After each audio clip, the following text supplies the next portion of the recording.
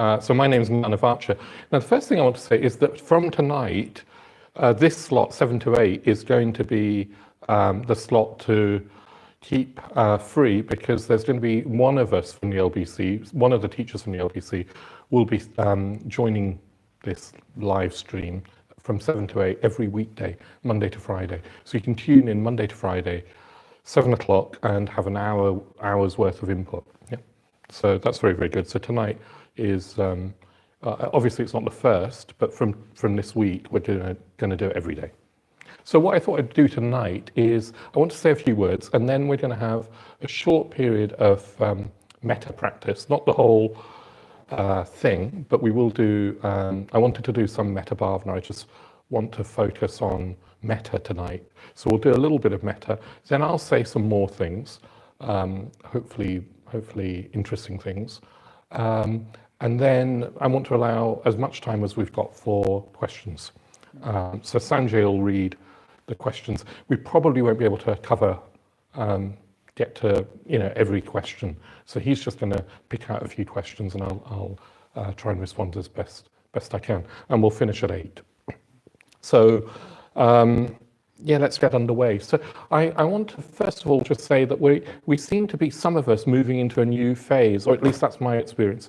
So last week, the last couple of weeks, I felt there's a sort of shock. Maybe everybody's been in this country in a sort of shock, maybe over the world, depending on when people went into lockdown, that our worlds are completely changed, our lives are completely changed. Some people might still be in a place of shock, because I think things are still changing, aren't they, for each of us every day. But for some of us, we might be into a period of kind of adjustment to this new way of life. That's how I feel. I'm sort of getting used to being locked down with 9 of my fellow community members, and going for a wee walk once a day, and starting to find a sort of routine. I'm not very good at routine, but even me, I'm starting to find a sort of new routine. So there's an adjustment. I think what I wanted to start off by saying is that I think I want to sort of just acknowledge that I'm hearing lots and lots of different stories about people being in very different states. So we might have some people watching. I hope that you're not sick, but some of you might be unwell, feeling physically unwell, maybe with the virus. Some of you might be caring for people who are unwell, and that can be very, very stressful.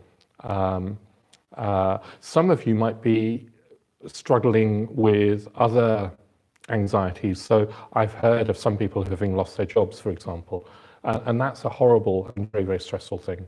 Other people might be struggling with just working from home with kids around. I was talking to Sangajit this morning, and all his 3 kids were, I could hear them in the background having a riot, a playful riot, but there he is sort of trying to manage all of that. So some people are struggling with that. Other people, I can imagine, are struggling with loneliness.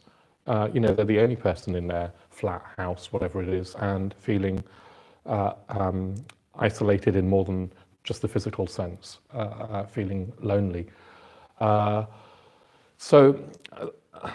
then I was thinking of India. I've just been watching, clips, well, we probably all have, of people in India. And somebody watching from India. Hello there, hi, well, welcome. Really lovely that you've tuned in from India. Anyway, my heart's been going out to people who are hungry and homeless. I know that there's homeless people in the UK as well, but in India, many people have lost their livelihoods just like that, within a matter of hours, without warning. So in some ways, I feel, well, in many ways, actually, at the moment, I feel very, very privileged in that I live with friends. Earlier, just in the week, I had some family members who were ill, and then I noticed that then I became stressed. What was a relatively relaxed time suddenly became a stressful time. Fortunately, they're better now, or on the mend at least. Anyway, what I want to say is that we're in different states, and that's going to keep continuing. And it's a bit strange, this this particular virus, this particular disease, illness, in that for some people it's fatal. And well, some of you, I hope this isn't the case, may even have had a bereavement. I hope that's not the case, and I hope it doesn't ever become the case through this illness. But it's not beyond the bounds of possibility anymore. So it's horribly serious. And then for others, I know that the illness has passed very, very sort of swiftly. They've hardly noticed it. They're not even sure whether they've had it or not. So it's very peculiar, this state. So yes, first of all, I just wanted to say that we need to be, I think, imaginatively, well, I want to do this, imaginatively identify, empathize, relate to people in very different situations. In one way, we're all in the same boat, but those experiences are unfolding very, very differently for different people. And that's what I want to bring in the Metta-bhavana. See if we can just imagine people in very, very different states. Some people are well, some people are devastated with loss, with bereavement, with losing their jobs. Some people are hungry, others are fine, others have enough to eat, others haven't lost their livelihood. They might be feeling a bit inconvenienced, but that's so far all that's the problem. Anyway, let's try and sort of bear in mind all of those people in all sorts of different states of being. So what I thought we'd do is we'll just meditate for, I'll lead us in a Metta-bhavana, just the fifth stage. The world needs lots of things, but it needs metta. And it's always needed metta, but now seems more pertinent than ever. So let's do a period of the Metta-bhavana just for 5 minutes, maybe between 5 and 10 minutes. So if you could settle down comfortably, maybe on the chair, on the sofa, wherever you are most comfortable. I'll ring a bell at the start and the end, and I'll lead us in a sort of body awareness, relaxation, and then we'll go into just a well-wishing for the world. So if you want to, I'm assuming you're settled in a comfortable position. So let's start by just maybe taking a few deeper breaths. Taking a few deeper breaths, and as you breathe out, see if you can have a sense of breathing out almost a sigh of relief.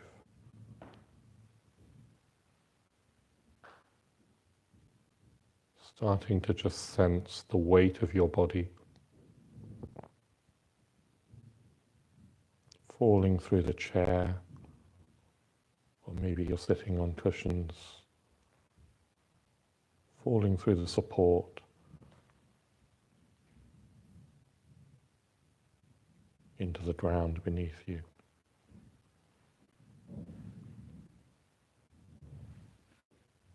Noticing the points of contact your body makes with the chair or support, and also with the ground, with the floor. And allowing your weight to drop through those points of contact as much as you can.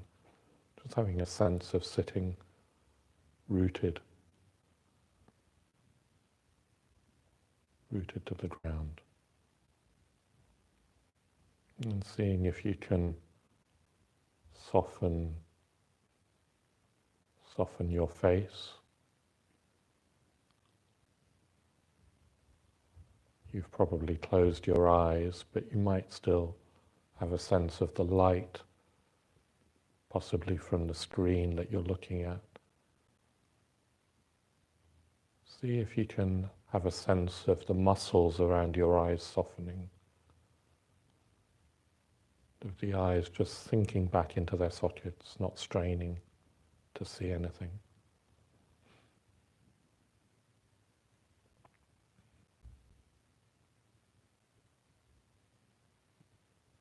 And also the muscles around the mouth and jaw, allowing them to soften.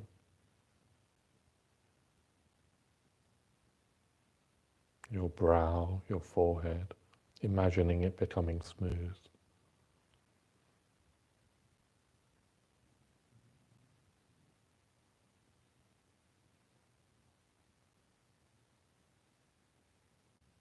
As your face relaxes and softens, imagining the rest of your body also softening, your shoulders softening as much as you're able to, a sense of just letting go in the shoulders, letting them fall away a little bit more, down the sides of the body.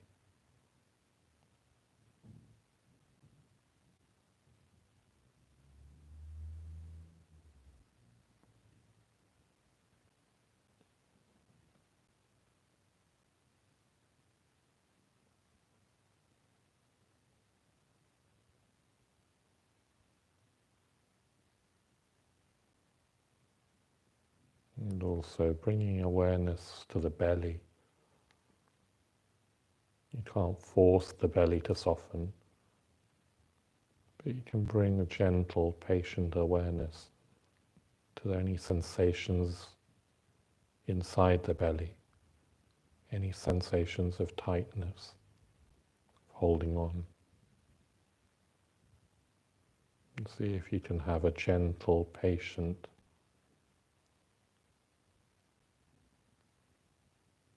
kindly awareness towards the sensations you can notice, particularly if they're uncomfortable.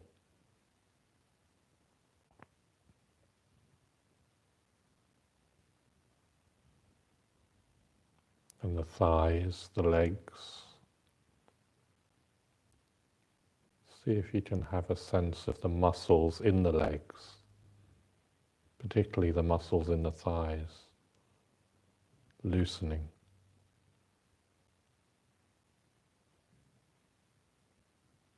The legs resting still.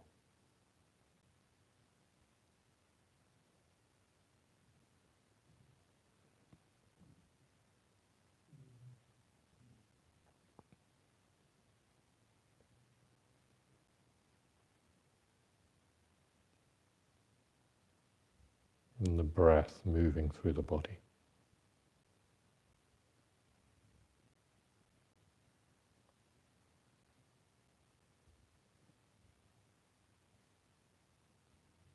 And then let's try and connect with the heart center in the center of our chest, the solar plexus.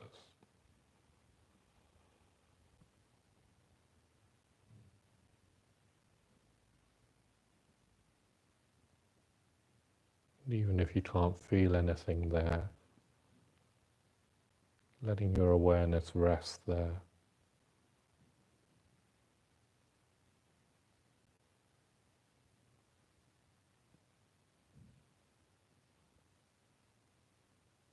And noticing how you are right now. And seeing if you can notice it with patience, an awareness that isn't judgmental, that is open, non-judgmental, gentle, however you are, noticing it with as much sensitivity as you can.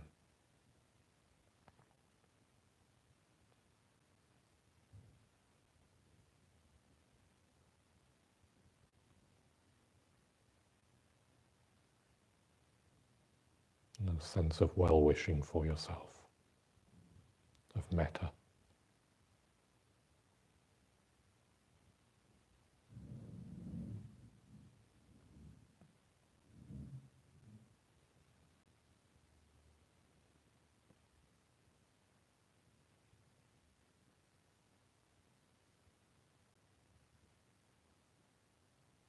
And then letting that metta radiate out into the world that so needs metta. You might see the metta as sunlight pouring out in all directions,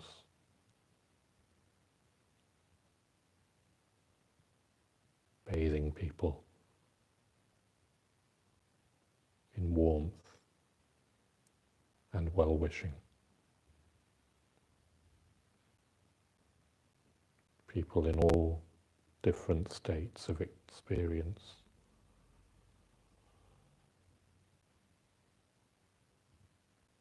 And yet all experiencing something profoundly the same.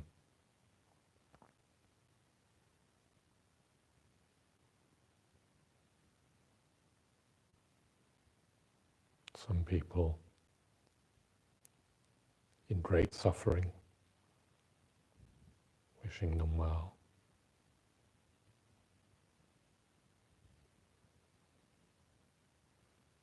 In physical distress,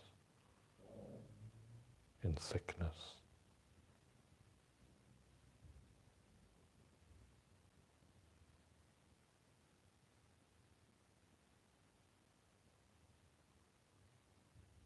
Some people caring for the sick, sometimes risking their own lives as they do so, wishing them well.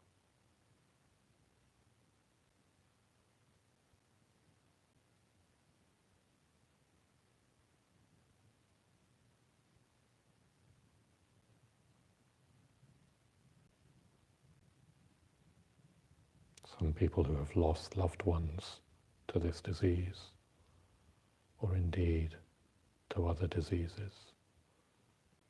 People who are bereaved.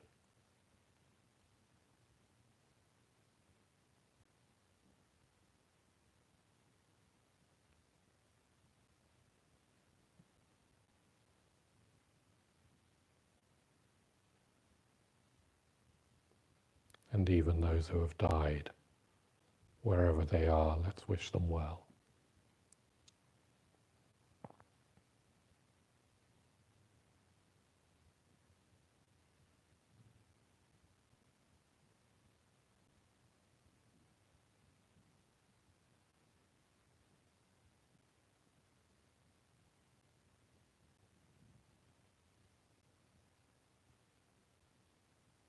Others who aren't in extreme suffering, but nevertheless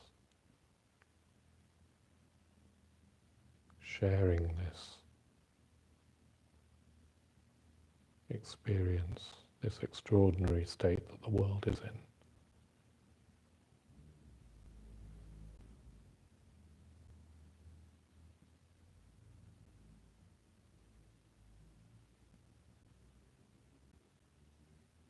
Others who are anxious, homeless, hungry.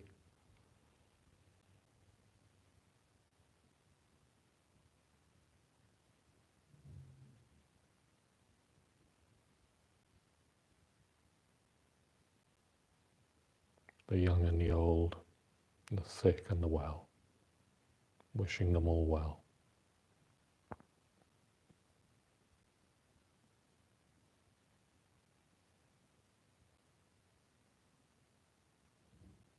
And keeping a sense of open-heartedness, coming back to your body, your sense of your body, yourself.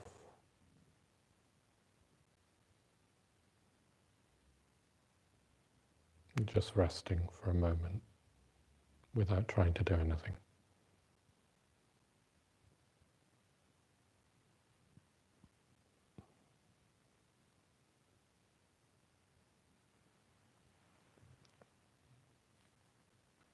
And when you're ready, opening your eyes.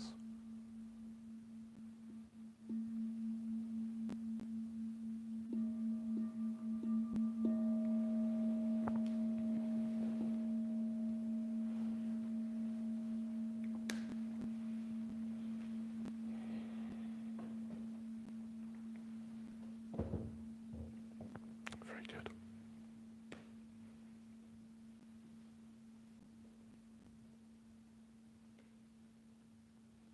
I hope that was that was useful and helpful. I sometimes, when I do the metta bhavana, I like to reflect that I'm making a difference. I can't always see the difference, but I have confidence. I've practiced the Dharma enough to know that metta is real.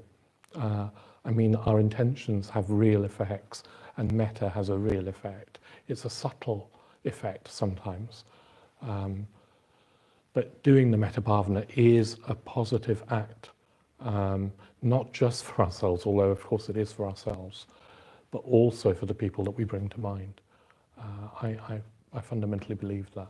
I'm going to be sort of saying a little bit more about that later on, but I think that if we are locked down and if you are confined to your home or working from home, if you are working, or whatever you're doing, if we can make time each day for metta, then I think we're contributing positively to what's going on. That's always the case, but it just feels more relevant than ever.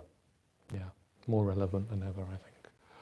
I think metta is also, sometimes we misunderstand it as somehow we've got to feel a very strong emotion. It doesn't always have to be like that. It doesn't have to be a strong emotion. Sometimes it will be, and great if it is, but sometimes metta is quite subtle. And I think what's more important than, I don't know, a strong feeling is a sense of solidarity with others, and a sense that you're feeling for them, with them, that we're together in this. And wishing them well. The intention is important, even if there's not strong feeling. Feeling's sort of sometimes pleasant, sometimes it's not very pleasant, sometimes it's neutral. In a way, the Dharma says that's not so important. What's important is our intention. And those intentions, well, they matter, they have an effect. That's what has an effect. So if you can, have confidence in that. Don't worry about the actual feelings, if it's pleasant or unpleasant. Don't worry about that. Just do it. Have an effect. And of course, that sense of solidarity, that is one of the things I think that is positive about this whole bizarre, mad, tragic situation that we're in. It's taken this, perhaps, to give us, not all of us, but it seems like the whole world has woken up to a sense of solidarity. That's what I'm trying to say. I think that's just fantastic. A sense of that we're in this together, that we're human together. I just think that's so good. I mean, you've heard the UN Secretary General a few days ago, Antonio, what's his name, Guterres, calling for a world ceasefire. War zones like Syria and Yemen and Libya and southern Sudan, and he said, look, now can we please have a ceasefire in this pandemic? And the Pope yesterday apparently sort of endorsed that. I don't know whether that's going to make any difference or not. I hope it does. I hope that people, that the sense of solidarity rises to the fore over and above our differences, In a way, when I read that, I was very moved that he'd said this.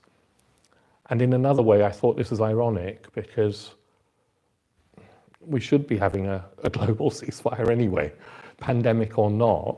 Why does it take this sort of unprecedented situation for us to want to stop war?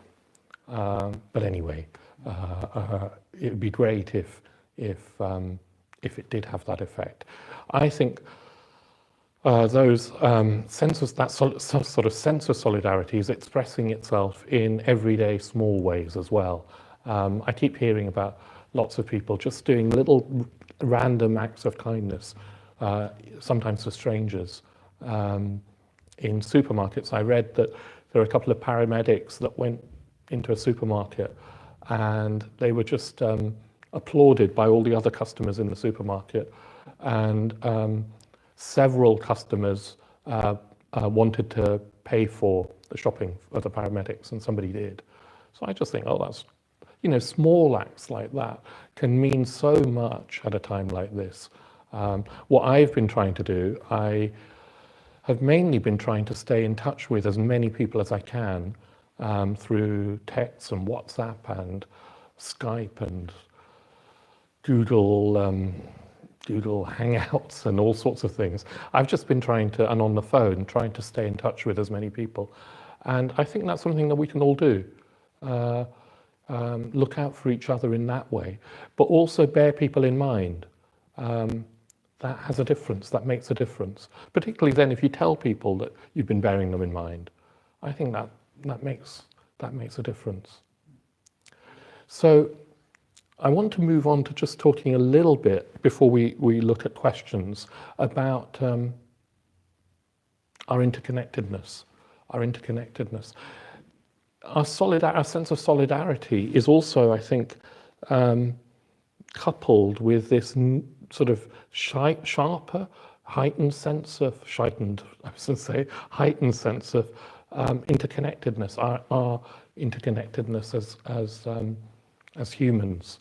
And I guess the straightforward sense of interconnectedness is more obvious than ever, that we're sort of materially connected. We really can't survive without each other. None of us would survive on our own for very long.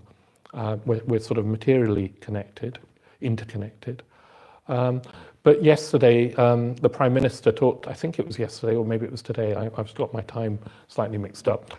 He talked about there is such a thing as society, which from a Conservative Prime Minister, that's just lovely to hear when Margaret Thatcher had denied the existence of society.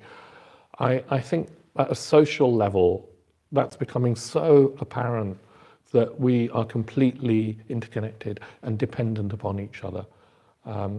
Tens of thousands of people have volunteered to be helping in the NHS, volunteering in the NHS. We're dependent on each other in so many ways, of course. So I think that's another stimulus for our metta, that level of interconnectedness. Reflect on it. As Dharma practitioners, I think we should be reflecting on our interconnectedness all the time, because it's a fundamental teaching that there are no independent entities. There are only interconnected processes, conditions.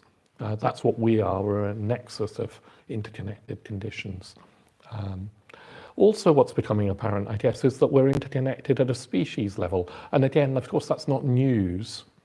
We know that the human race is affecting the planet, or at least we think it is. But what seems out of this crisis to be more evident to me is that, yes, we really are one species. We're, for all our sophistication and technology, we're susceptible to another aspect of nature, which is a virus, also part of this natural world. We're a species. We're an animal species. So I think that also helps me feel a sense of solidarity with everybody. But also I want to talk about the last level of interconnectedness, which isn't so obvious, which I think is brought out by the Dharma. Through Dharma practice, you can actually experience it, which is that consciousness itself is not separate.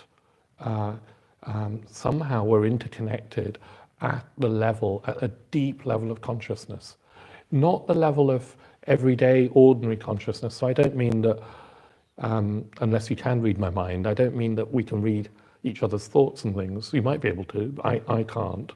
But I mean at a deeper level, consciousness doesn't just stop with the body. This physical body, which we so easily identify with, We think this is me, this is us. And then, of course, the death of the body is so terrifying. Well, consciousness doesn't stop at the sort of surface of the skin of the body. And it's not completely dependent on the body, not at the deepest level. Now, I was going to say I believe that. I kind of know that in my own experience. If you don't know it in your own experience, what you could do is just see what effect it has if you take it as a provisional truth on trust. Sometimes Shraddha, which is confidence, trust, confidence, Shraddha, faith, sometimes it has to be at a provisional level until it becomes our own experience. See what happens if you just take it as provisionally true, that consciousness extends beyond the body, that we're not just the body, and that we're connected somehow with all living beings. In the metta practice we've just done, I didn't extend it, mainly because we didn't have time, to all living beings. But it's not just the human beings. We're connected with, in the end, with everything. So that's the main reflection, I think, as Dharma practitioners, that we should also be cultivating. And Shraddha is, what's the word? Shraddha goes hand in hand with metta. Metta and Shraddha are two, I think, sort of fundamental, foundational positive emotions. So as well as working on goodwill and kindness, and both off the cushion and on the cushion, let's be cultivating a sense of Shraddha, particularly that there's more to us than this physical body. This physical body is transient. It is subject to sickness, sufferings of all sorts. There's more to us than the body. We're not just the body. So see if we can cultivate Shraddha in that. I think meditation helps, puja helps. There are lots of ways of cultivating Shraddha. But I'm not going to say very much more, at least just yet. I want to see if you've got any questions and comments. Questions. See if we've got any questions about anything I've said, about metta, about our interconnectedness, about our sense of solidarity with each other, how to work with reflection in our meditation practice, but also off the meditation practice, what effect that has. Any sorts of questions around that. You might have other questions as well, so do feel free to ask anything you want to sort of ask. And as I say, I may or may not be able to, have time to answer them. If there are no questions, that's fine too. I'll just witter on about Shraddha, see if there is anything. So let me just pause and see if there is anything.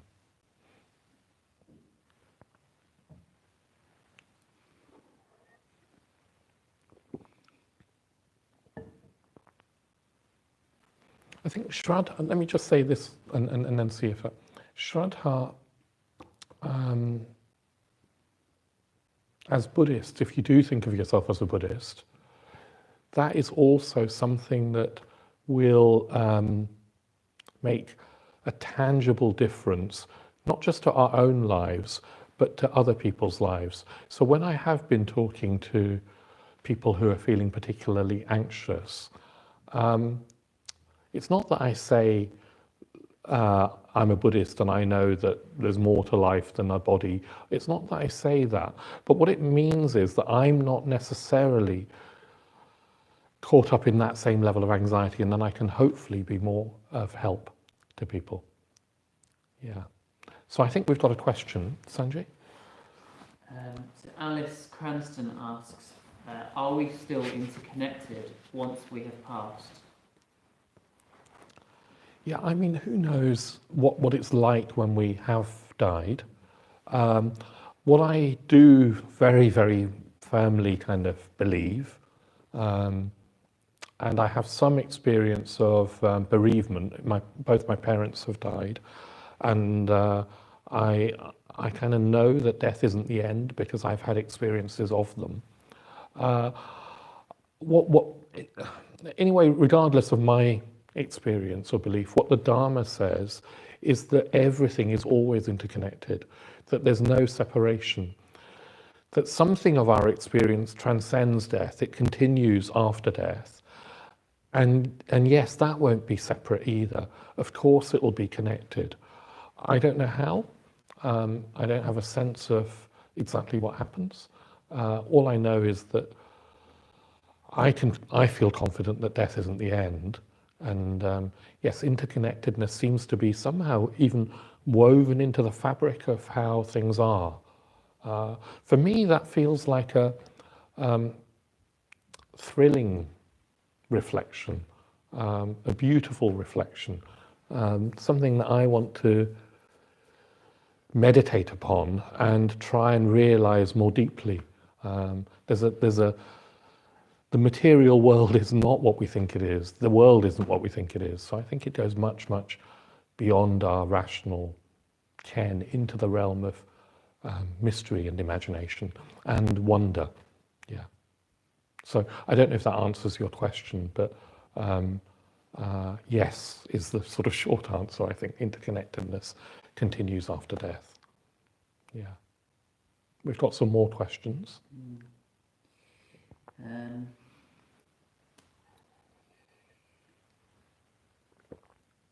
So, yeah, Vinay asks, how can metta bhavana make a difference in this difficult situation?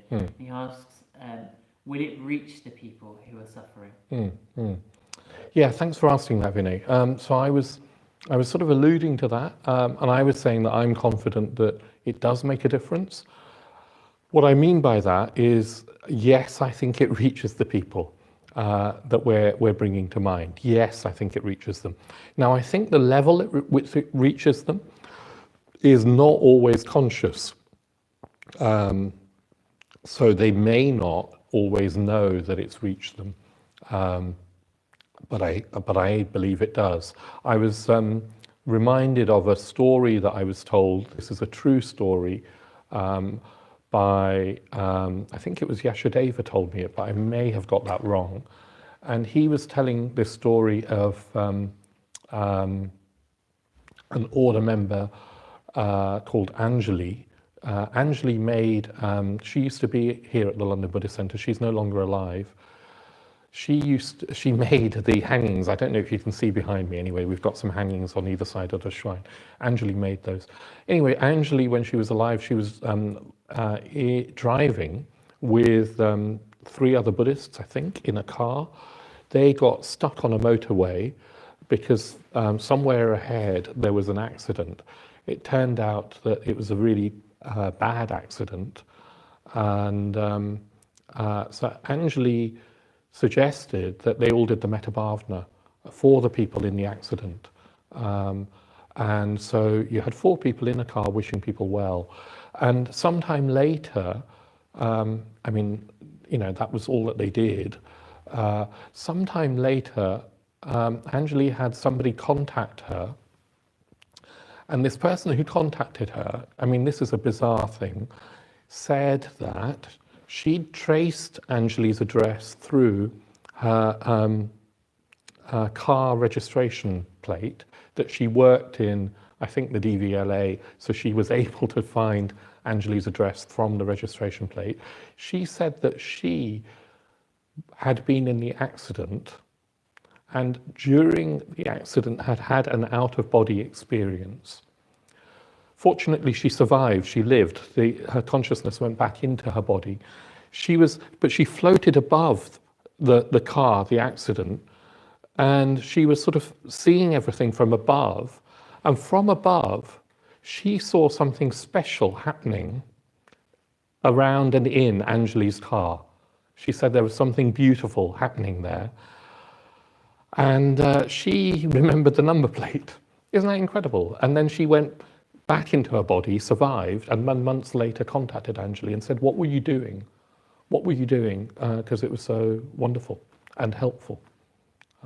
So there you go. I mean, there's stories like that. You can believe them or not. That one's true.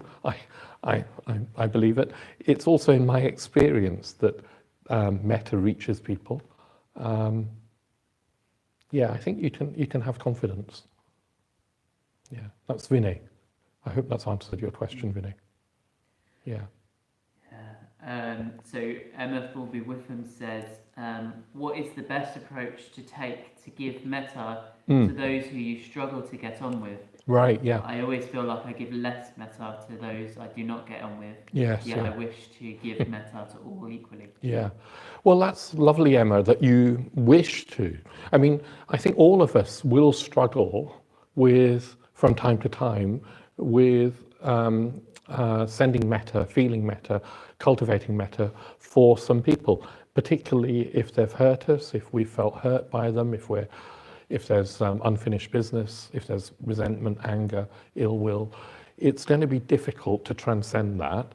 At the same time, I wouldn't worry if you can't immediately feel goodwill for somebody in the fourth stage of the Metta Bhavana practice.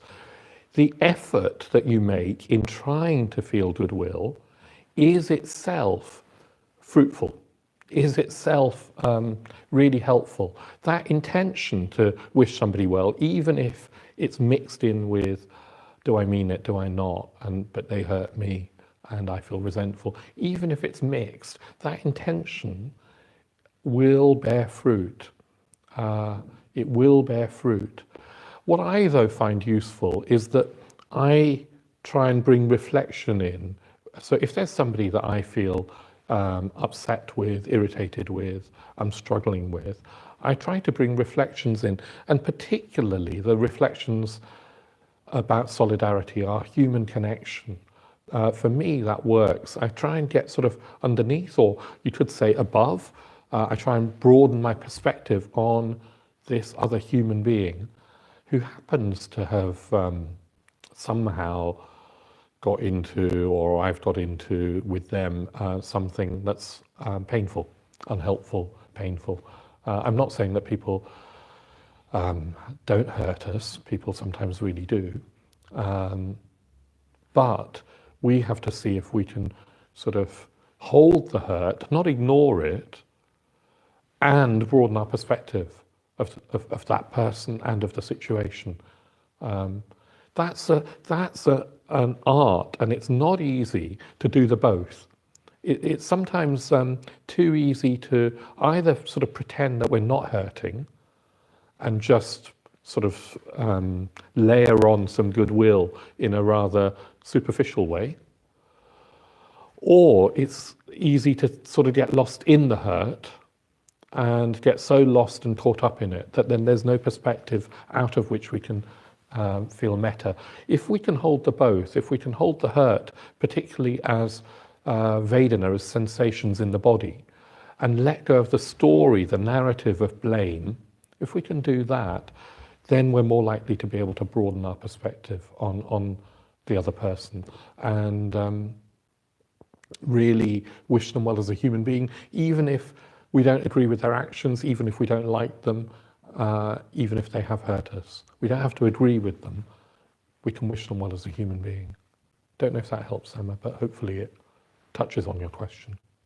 Yeah, there's quite a few more questions, so I'm going to move on. There's probably lots more I could say about all of those. Yeah. Yeah. Yeah, so Kath asks, I want to ask how we can cultivate Shraddha on a daily basis when the difficulties mount up. And then follows up as well and says, my question is very wrapped up in my identity and having faith. How do you have faith when you don't see enough value in self? Well, thanks for asking that, Kath. I just want to say thank you for all the questions. Actually, it's very lovely to have people sharing these real experiences and questions. So Shraddha, yes, it can be wrapped up in our own sense of self-worth. Part of Shraddha is building a sense of confidence that we can change, we can grow, each of us can change and grow. That confidence, if it's not there initially, comes with practice. As you reflect back, I don't know how long you've been meditating, Kath, but if you look back on your time as a Dharma practitioner or as a meditator, you'll probably be able to say, yes, I've changed. Sometimes we can't see the change, sometimes other people tell us that we've changed. That, even if it's small, even if it's tiny, even if it's that I'm a little bit more patient and less irritable than I used to be, which I think in my case is just about true. So even if that's all that we can say, that is pointing to a much deeper truth that we can change over time to become enlightened, that we can transform, not just change. Now, for me, what also helps is Dharmic study. I try and keep some sort of Dharmic reflection going. So I listen to Dharma talks, or I read Dharma books, or I guess if I'm giving a Dharma talk, then I sort of think about, I mull things over in my mind. Now I try and keep that sort of on the go all the time, pretty much. That helps me develop a sense of Shraddha, that the Dharma is true. Now if the Dharma is true, then it's true for me, and it's true for you, Kath, and it's true for everybody. It's not just a partial truth, it's a universal truth that we can change and we can grow. And for me, I try and bear in mind that it doesn't matter so much where I start from, that the journey is the important thing. Am I growing? Am I changing? Am I becoming a little bit kinder and wiser, a little bit more patient, a little less irritable, a little less self-centered? I've got a long way to go myself, I know that, and I've been practicing 25 years or so. I've got a long way to go.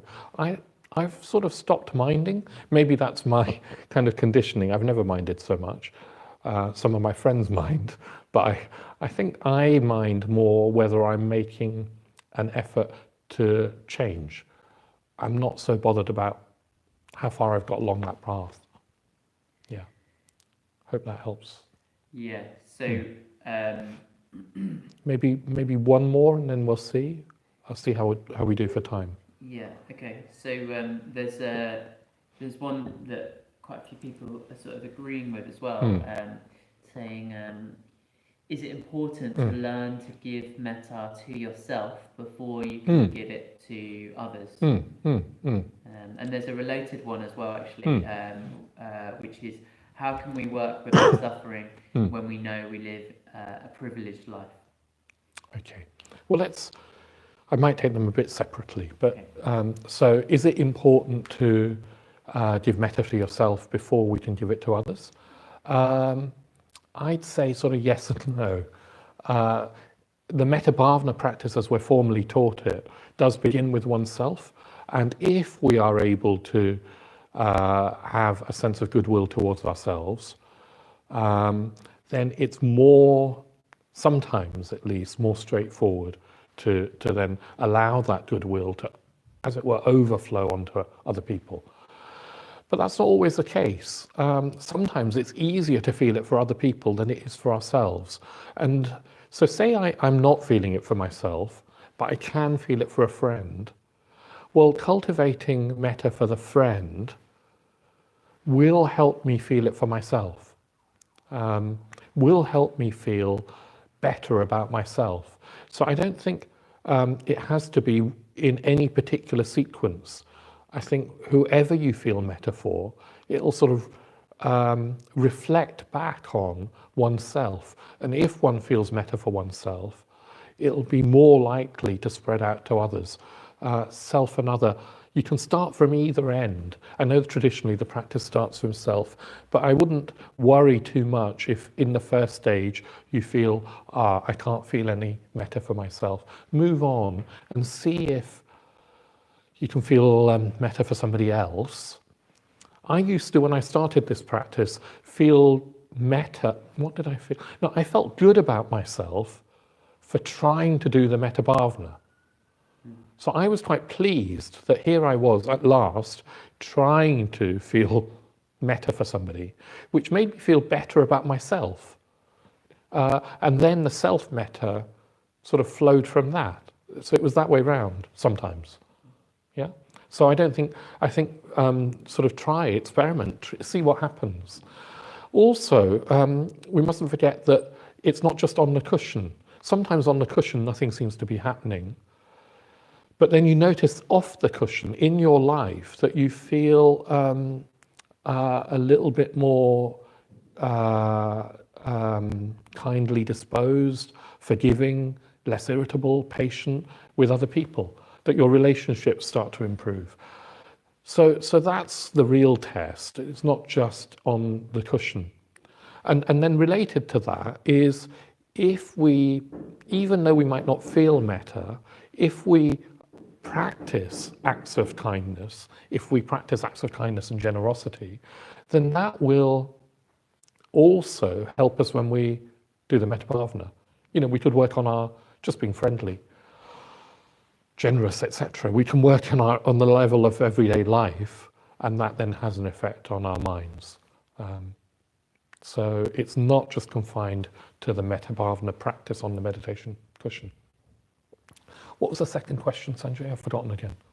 Yeah, so it was, Lottie asks, how can we work with our suffering when we know we live a privileged life? Yeah. I know that I'm so lucky in my Yes. being Yeah. in lockdown. Yeah.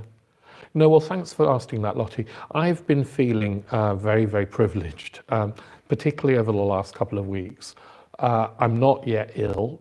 I don't know anybody directly who has died. The people in my family who were ill have but they're recovering. And I live in a very privileged way in a community that, you know, is delightful to live in. So I've been, what I do is I don't feel bad about that. I don't have to feel guilt. But being privileged, I think, brings with it, what I see anyway, a sense of responsibility. That then I want to do what I can to help others because I'm in a privileged position. Now, in my life, I've decided that I'm not going to be able to, I don't know, be on the front line. I've decided, for example, that I wasn't going to help volunteer at the NHS, for the NHS. Maybe I should have done. I am slightly in two minds. I felt a bit torn, at least. Anyway, for now, what I've decided is the best way I can contribute is by trying to teach the Dharma to other people and to stay in touch with as many people in the Sangha as I can and try and be a positive presence for them. But each of us has to work out what is our contribution, even if it's a tiny contribution. My sister was saying that a neighbour that she doesn't know very well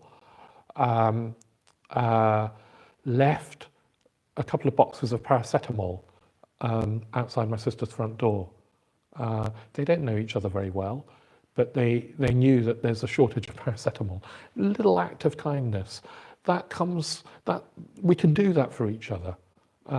So I think I would say don't get into guilt about feeling privileged, but have a sense of responsibility to do what we can. And even if it's not much, I'm not going to be able to help very much those people in India who are hungry. We do what we can within the sort of sphere of influence that we've got, and that has some effect. And one of the effects I think it has is that I feel, yes, I'm living a worthwhile life and not just getting comfortable with my privileges. Okay, I'm going to have to draw it to a close now. We're coming up to 8 o'clock. It's 5 minutes to go.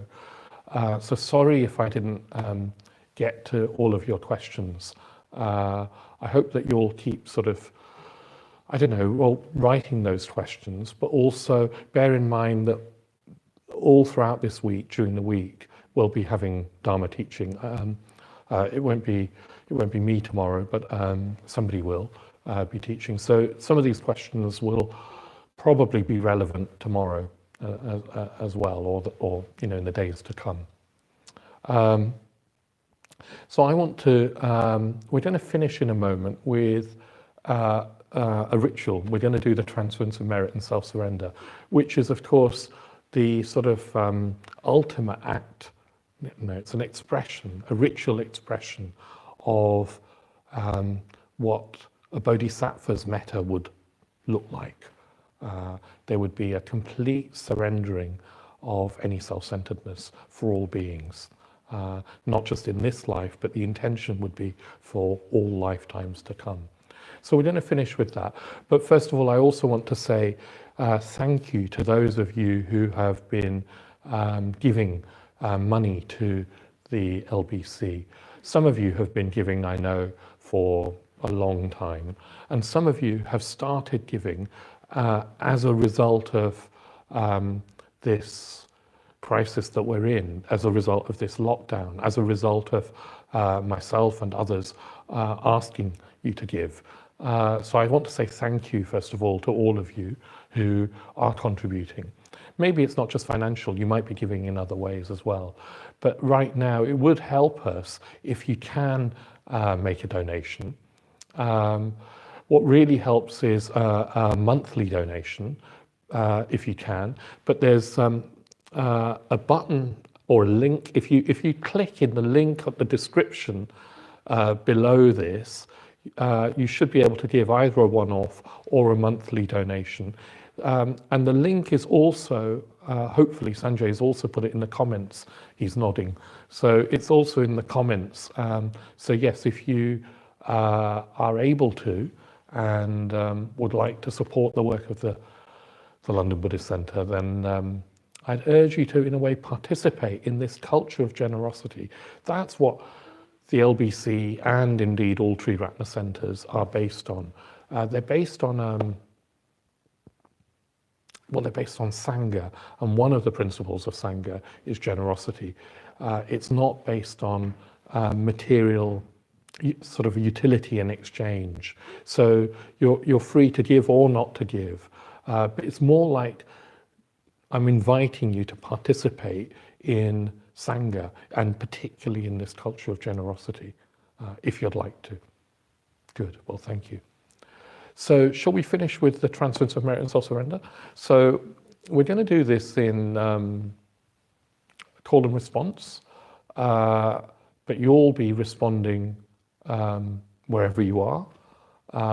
And Sanjay and David and Matt will respond here, and I'll say a line and then leave a space for you to respond, and then we'll finish with that. Maybe I'll ring 3 bells at the end of that, and then we'll be finished for this evening. And hopefully you'll tune in tomorrow. And just to say thank you very, very much for joining me. For me, it's a joy to know that we've been together this hour, even if only virtually. Good.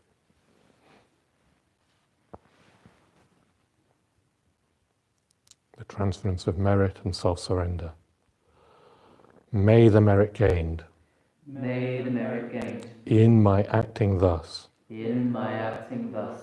Go to the alleviation of the suffering of all beings. Go to the alleviation of the suffering of all beings. My personality throughout my existences. My personality throughout my existences. My possessions. My possessions. And my merit in all 3 ways. And my merit in all 3 ways. I give up without regard to myself. I give up without regard to myself. For the benefit of all beings. For the benefit of all beings. Just as the earth and other elements. Just as the earth and other elements. Are serviceable in many ways. Are serviceable in many ways. To the infinite number of beings. To the infinite number of beings. Inhabiting limitless space. Inhabiting limitless space. So may I become. So may I become. That which maintains all beings. That which maintains all beings. Situated throughout space. situated throughout space, so long as all have not attained so long as all have not attained to peace. to peace.